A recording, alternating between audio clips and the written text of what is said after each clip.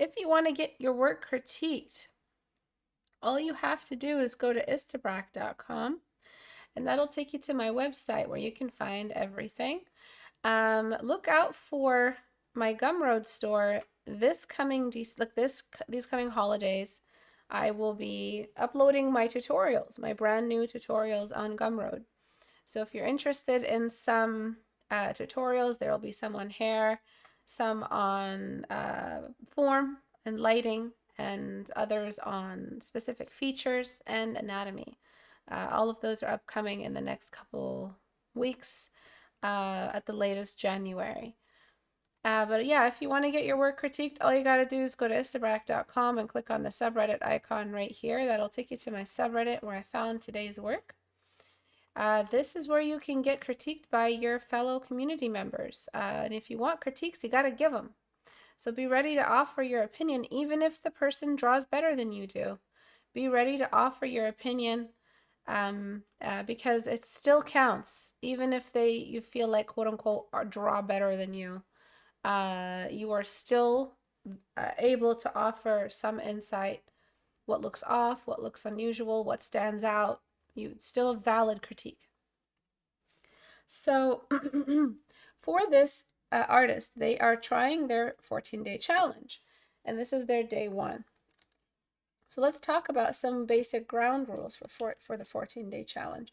The 14-day challenge is a 14 attempt challenge, 14 portrait challenge. There's different names for it.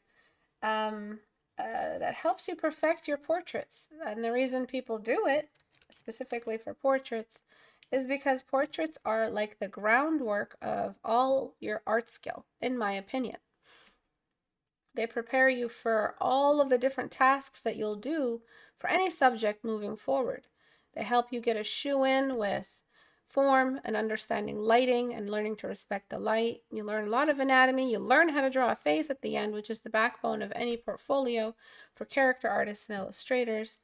Yeah, it's an amazing subject to pour time into because it's never a waste of time. So a portrait, a form study, stuff like that is never a waste of time to jump into and render. So that's the 14-day challenge. You do a day from scratch, a portrait from scratch for 14 days in a row. That's the ideal. 14 days in a row doesn't have to be 14 actual days, 2 weeks. It can be 14 days with 3 days for each portrait. So like you stretch it out. So 14, like essentially 14 processes in a row. And so what I'm going to do today is I'm going to critique this person's day 1. I got in just in time for their day 1, so it might help them get a good trajectory for the rest of their 14 days. So let's start with the basic head shape. What you want to do is a head shape that looks like it's got a lot of anatomy in it from the outside looking in. And if we look at this piece and we try to liquefy it, we can see that it looks very generalized. It almost looks like, I don't know, what kind of thing does this look like? Maybe something dirty? I don't know. But it doesn't look like enough human in it. And that's because the neck is too wide. It doesn't show any organic curvature to the neck. The jawline, the cheekbones are all missing. And so you see now it's starting to read more as a head silhouette. So you have to think of the head as also, the anatomy of the head as also happening outside in the outline. Okay, and so this is what I'm doing right now. I'm adjusting the silhouette, and look at what it looked like before. It kind of looked like a mic, you know, a mic without the stand.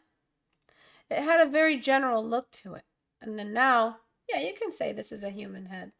A little bit more of an oval for the cranium at the top. So before, after, a lot of the anatomy happens in the silhouette. All right, so now I'm going to do those adjustments on this character. But before I do, we need to make something happen. The background is too bright, which made your character too bright. It sets you up for failure. All right, so I'm going to drop the values and the levels of your values. And I'm going to drop the general value of the character so that we have more of a mid-tone, because that's where skin tones are. Skin tones don't glow. So why was your base gray tone that will soon be a skin tone when you transfer into color, why was that so bright? It was almost an iridescent, glowing character. So now I'm going to jump into liquefy and adjust the anatomy as I showed you a second ago. So we'll start off with the cheekbones, making sure that they feel like they wrap around the general eye socket area.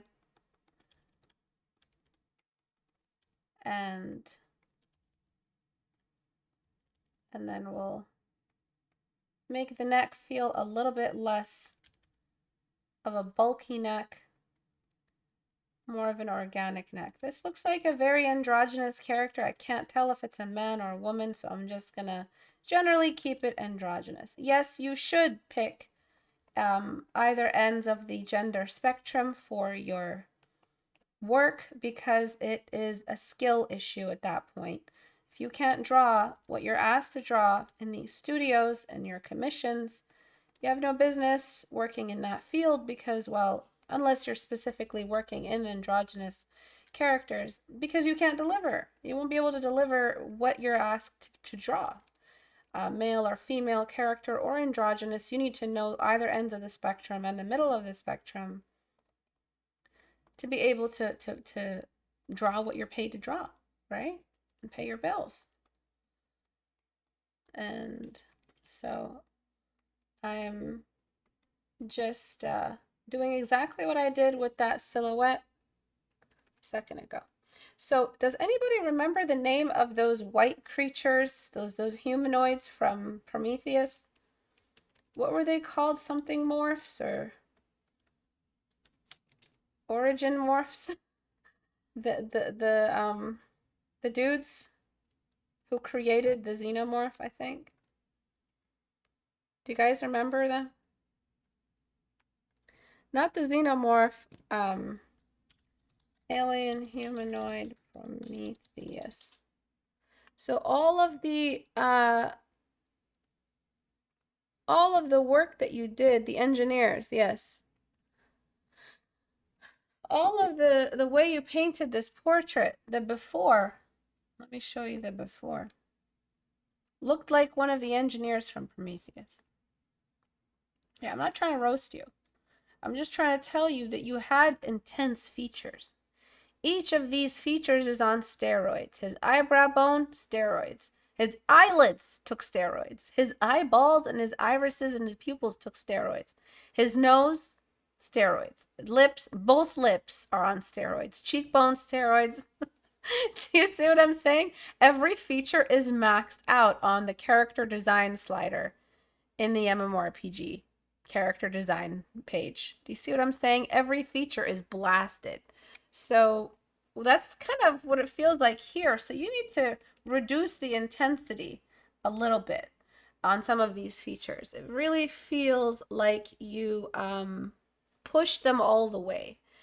So the lips the lips kind of do that as well. So you have to, when you're drawing a good portrait, a portrait that doesn't make people feel uneasy or an intense face, pick one feature and make, or two features and make them extreme and soften the rest. That's how you get like that organic, beautiful face. But this guy, his neck, his head size, his cranium, his ears, everything was maxed out.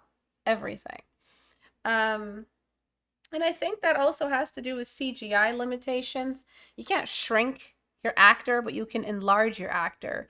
And so they just added more prosthetics to the actors. I don't remember if this is CGI or a bodysuit. I think it's a bodysuit. If I remember correctly, Ridley Scott enjoys those a lot in his movies. So yeah, it might be a bodysuit. And so that naturally led to them padding the actor instead of carving, obviously, which is impossible, taking away from the actor's mass and creating a different type of alien engineer look. So some of it is a result of limitations. I mean, they could have just CGI'd it, but I guess that's just Ridley's choice. So I'm just going to make this cheekbone a little bit more symmetrical. And I'm going to tuck in the eyes so they feel a little bit more circular, less elongated. The nose looks like the engineer nose. It looks like it. So I'm going to just make it narrow and uneven and more organic, less man-made nose. Do you know what I mean? So less of a man-made nose, like we just saw with that engineer design, and more of an organic nose, which has some errors in it. Nature loves to make mistakes. She loves her mistakes. And so that's what makes something look natural when it has less perfection in it. A straight nose bridge just does not look natural to us. Nature doesn't like straight lines so much. And I'm tilting the eyes down a little bit and tilting the corners up. So we have more of that natural depression.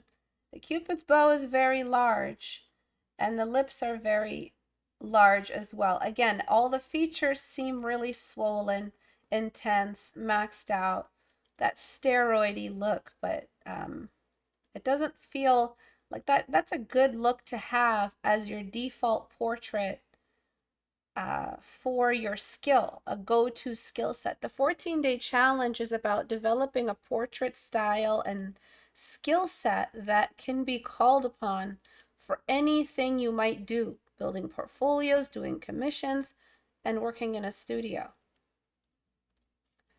And so I'm just de-intensifying the features. Before, after, bringing things back together for a more human look. And some of these things can't be done in liquify, they can only be done with painting. So I'm going to soften the brow bone, again, to make it look less man-made and more nature-made, which is curved, softened, like a rock that has undergone erosion. That's usually what the bone structure of a human looks like. Nothing too jagged and sudden and cut with a sharp edge. Okay, so more of a natural bone structure. The edges of the nose could be a little bit more sharp since the nose is more structured. And I'm just going to show a little bit more variation around the bone structure of the nose, of the eyebrow. And just expand that shadow a little bit because that eyebrow bone was very low. And it needs to be just a little bit higher for it to look natural. So do the 14-day challenge. Let it be one of your New Year's resolutions, because a lot of you, though you're really good at colors, textures, your portraits aren't great. And a portrait, in my opinion, and I'm so freaking biased about this, but let me be biased, all right? Portraits are the best, and you really got to know how to make them, because are you a creator if you're not creating beings? You want to know how to create a being to be called a creator, and we are creators. And I think a part of being a creator is being able to create a being. And so studying portraits and doing the 14-day challenge is practicing your ability, your God abilities, you're doing some laps to practice building people. Your eye anatomy isn't great. You're ending the lashes on a strange little curve. You're curving the highway back. These highways do not touch. The lashes break away and they kind of do their own thing. And there's a tiny little anchorage corner at the edge of the eye.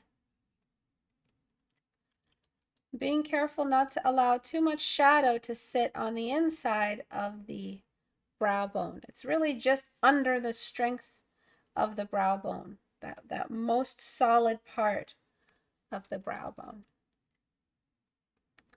And then you have your upper lip, which is much darker than your lower lip. It doesn't need to be that much darker, unless you're studying some kind of style. And then in general, I'm going to drop the entire face in shadow. Human beings. Yes, beans as well. Why not? And I covered the whole face in value and in shadow on darken layer. So I can keep my black. And I'm going to get my blocking brush and erase away at those areas with the blocker so that I can get back the old highlights only where I need them while maintaining the structure all at the same time. Again, I'm erasing away with a blocker to get my old highlights back, but I'm at 50%, so I can do that in sections, not all at once and just blind myself, right? I want to do it in sections. And I want to maintain the geometric structure of the head. So I'm not trying to make it into a blob monster either. I don't want a geometric engineer. I don't want a geometric face at the end, but I also don't want a blob monster. I want something in between, and that's what a human is.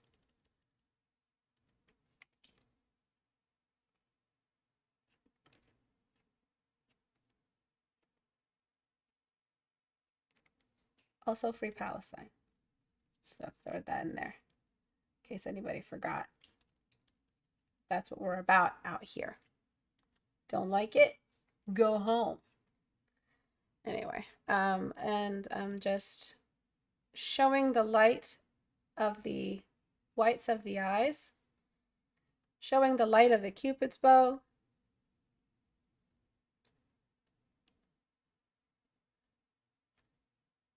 and showing the light on the upper cylinder half of the lower lip. Is it disconnecting? Am I good? It says that the chat disconnected. I think that was just the chat, right? A little bit under the lip. All right, so we did a lot of deleting. Now we can blend away. Obviously, we're going to blend away with care.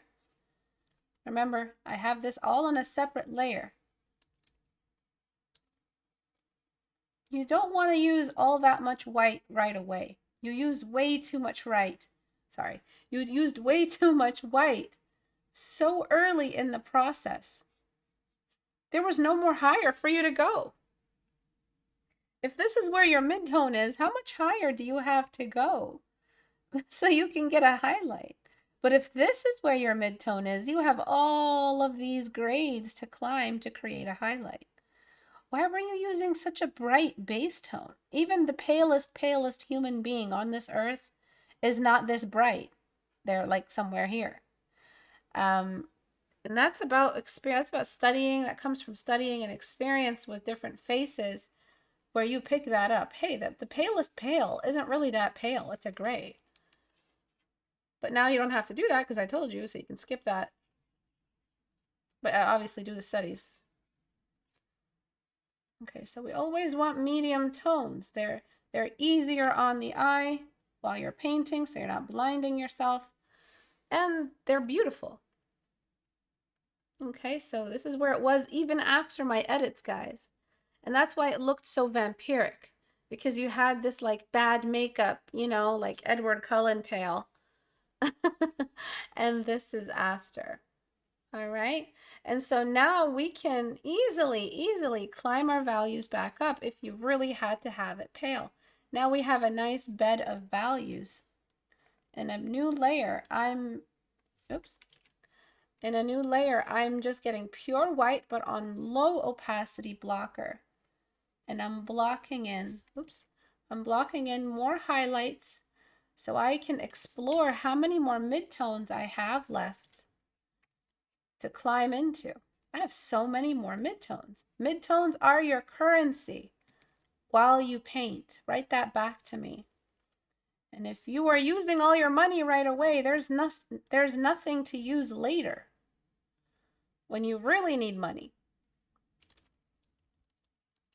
All right, financial advice from Mr. Brack. Don't use all your money now. Save it so you can use it later. That's literally all the money advice like that ever was. It's the best type of money advice. That money advice has saved nations. That money advice has ended famines. So it's going to work for your art, trust me. Midtones are your currency. Don't use them right away. Beautiful. And so now look at this. It's so nice. And it's nice because we have midtones. We have more to look at. Midtones are information. Write that back to me. Midtones are data in your work. Midtones are matter. Write that back to me too. Midtones are everything. Midtones are color. Write that back too.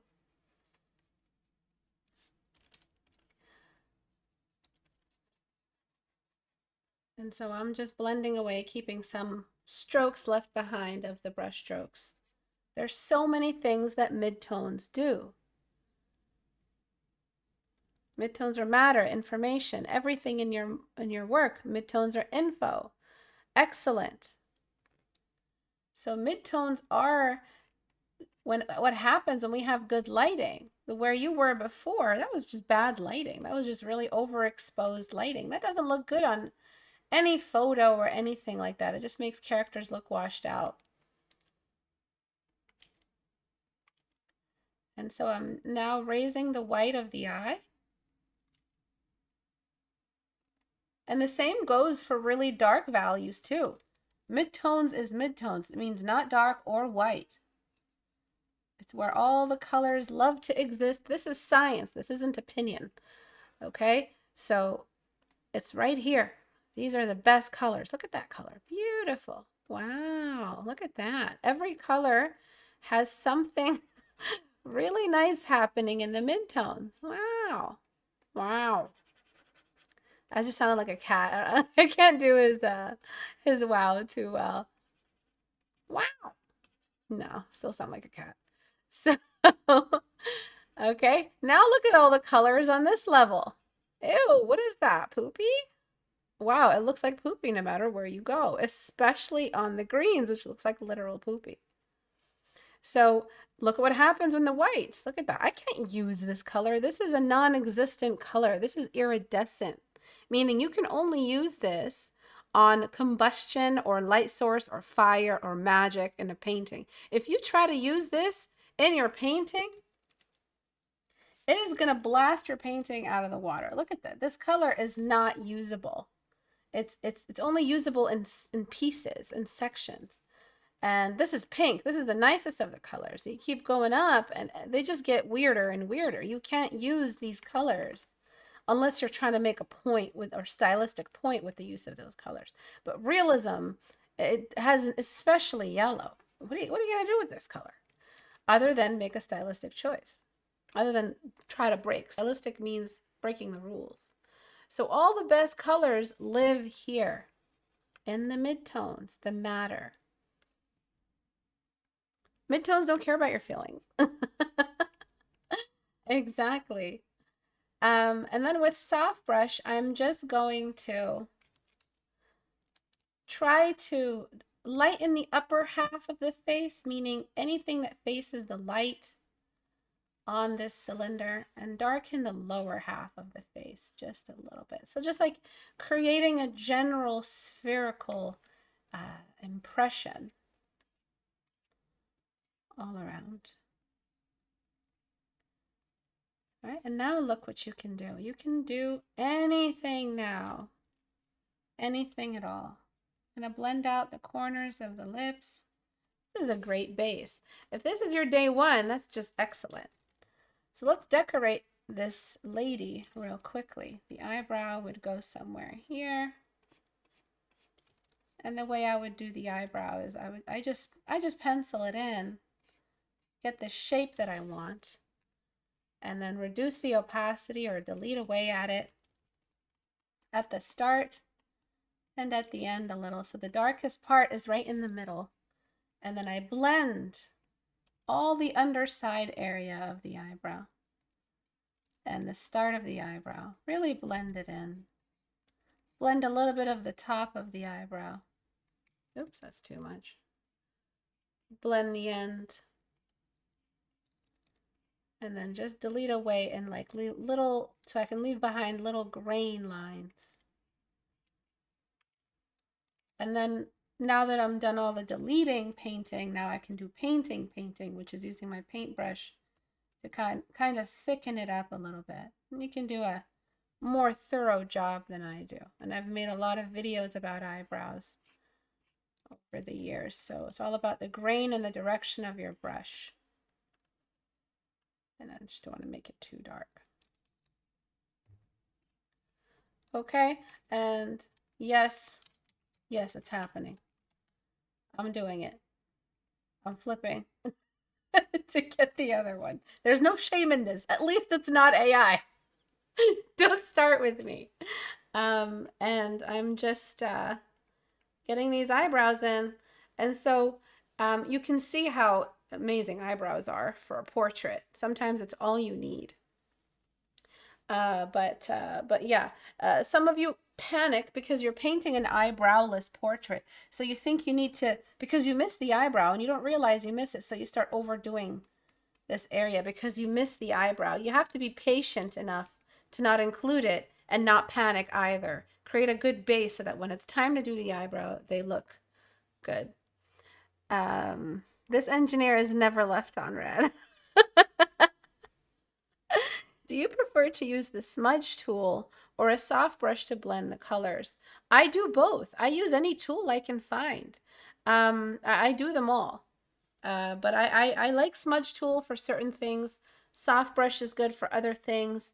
It's really all about what's useful to you in the moment and for the case specifically. What part would use better? What tool? What part would better? What part would benefit from which tool? Okay, I'm done. In a new layer, full black, low opacity, soft brush, I'm just slowly climbing down into the eye socket line to create a more strong eye socket. And I'm deleting with a hard round brush right under that eye socket so that we create a really believable eye socket recession. That one wasn't deleted quite so well. And I'm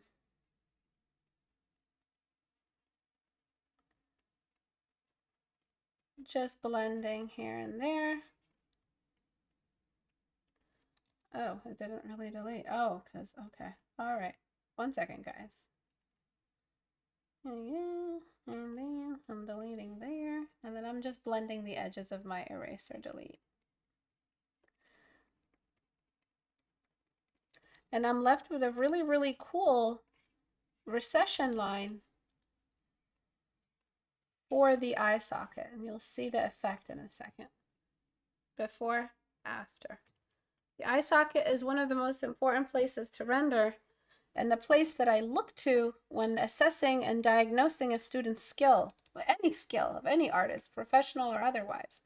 Did they know what to do with that eye socket? Did they reseat it properly? Did they invert it properly? Did they reduce their brush? Did they manage the edge? Is the edge nice and sharp? That's kind of where I go to see what in my opinion, if they can draw a face, they're skilled.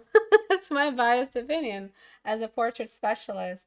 But yeah, that's where I use. Now you guys know some of my inner monologue. And I'm just clearing out some of this area. The sharpness shouldn't be that strong on the inner eye socket. And then right under the eyebrows, sometimes we get like a brightness as well.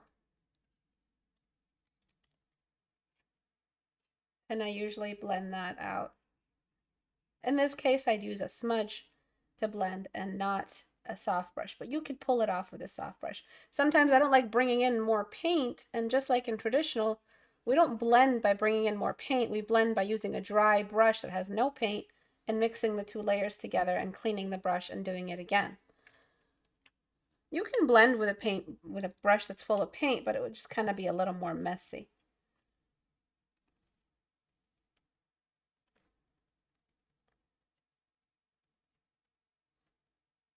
And I'm just adding those bumps there. Okay, and I'm just going to add a little shadow under each cheekbone, just to give the cheekbone some prominence.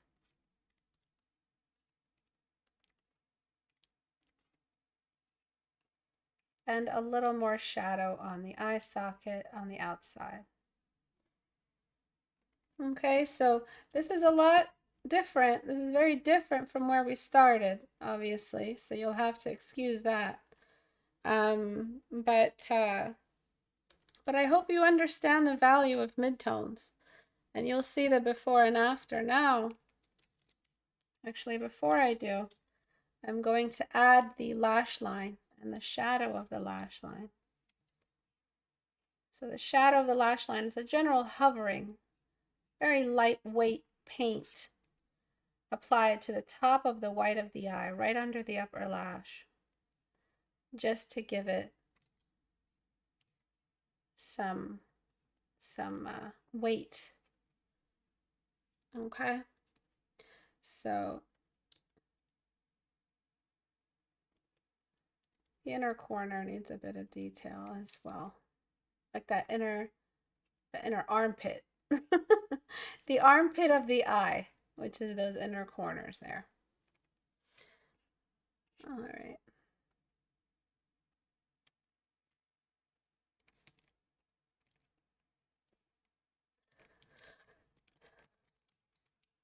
Okay. Before, after. I know, big difference. But apart from the facial proportion issue, you had some, and you drew the eyes very well. They weren't terrible. The nose is perfect. I didn't have to touch the nose, you guys. But what you were doing with that brightness was unacceptable. You could go a little bit brighter on our background. You could do that if you had to.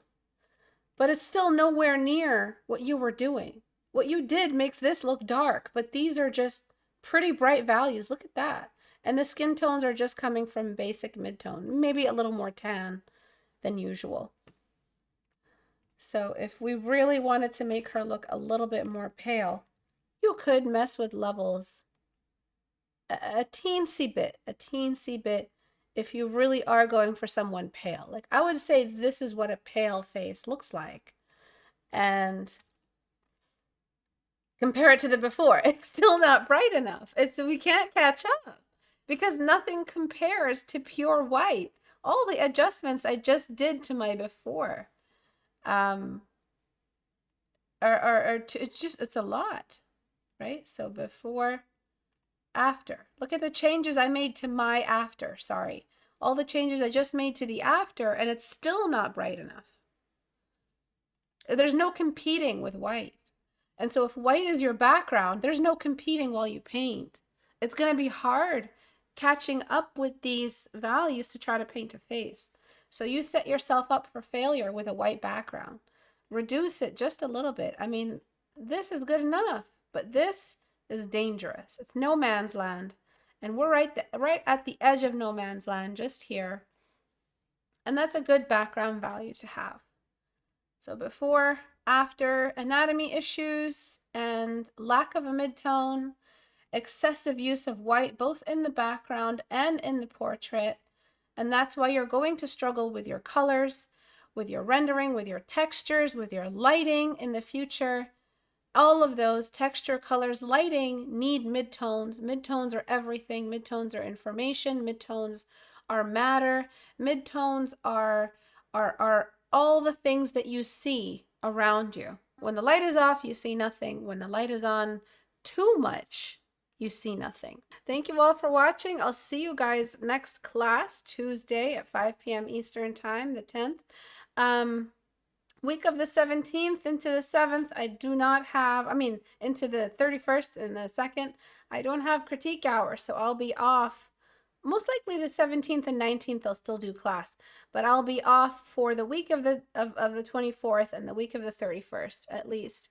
Thank you all for coming. Please look out for tutorials on my website. If you want to submit your work for critique, all you have to do is go to istebrak.com and click on the subreddit icon right here. That's where I found the 14-day challenger from today. I'll critique what you guys submit. Not all of them, but the ones that I can catch, I'll do. And of course, I have a whole playlist on my YouTube channel of 14-day challenges that you can look through to help you through your journey. Check out my Gumroad. My masterclass is on sale, and some more tutorials will be happening there soon too. Bye, guys.